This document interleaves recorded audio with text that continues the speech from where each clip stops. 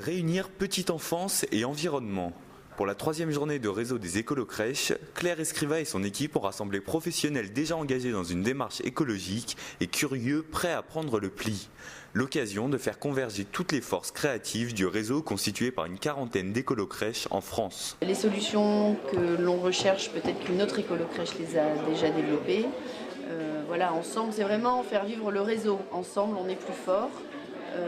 On essaye de faire changer les pratiques des crèches et c'est important qu'elles le fassent de façon solidaire. Réunis à Paris pour cette journée, les acteurs d'écolo-crèches peuvent échanger directement sur leurs expériences respectives. Essayer de glaner des informations, discuter avec d'autres crèches qui rencontrent d'autres problématiques certainement similaires aux nôtres, échanger avec eux et s'enrichir et puis leur apporter aussi nos témoignages.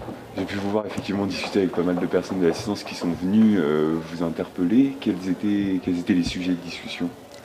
Un des gros sujets, c'est clairement les couches lavables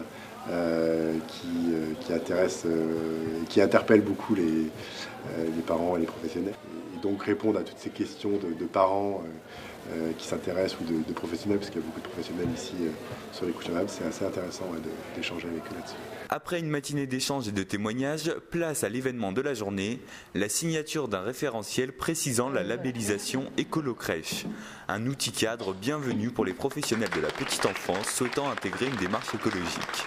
Ce référentiel nous permet, dans la conception de nos structures, de vérifier que tous ces aspects sont bien imaginés par la maîtrise d'œuvre et la maîtrise d'ouvrage, et ensuite de pouvoir former nos équipes pour également l'intégrer dans la gestion de la structure. Le référentiel permet de développer des démarches sur mesure selon les besoins ressentis par les équipes de crèche et les parents. Il a été élaboré en collaboration avec plusieurs organismes spécialisés dans la petite enfance et l'environnement. C'est une reconnaissance en fait, faire signer le référentiel par les fédérations nationales de la petite enfance et l'ADEME et la Fondation Nicolas Hulot.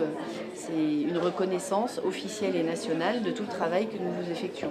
Pour la Fondation Nicolas Hulot, c'est vraiment un projet qui est innovant, qui est démultipliable, qui est une solution parmi d'autres, mais c'est faisable. Et nous, en nous associant, on valorise d'autant plus le projet, on valorise ces porteurs de projets qui nous paraissent tout à fait pertinents et dynamiques pour le démultiplier, et on le fait connaître.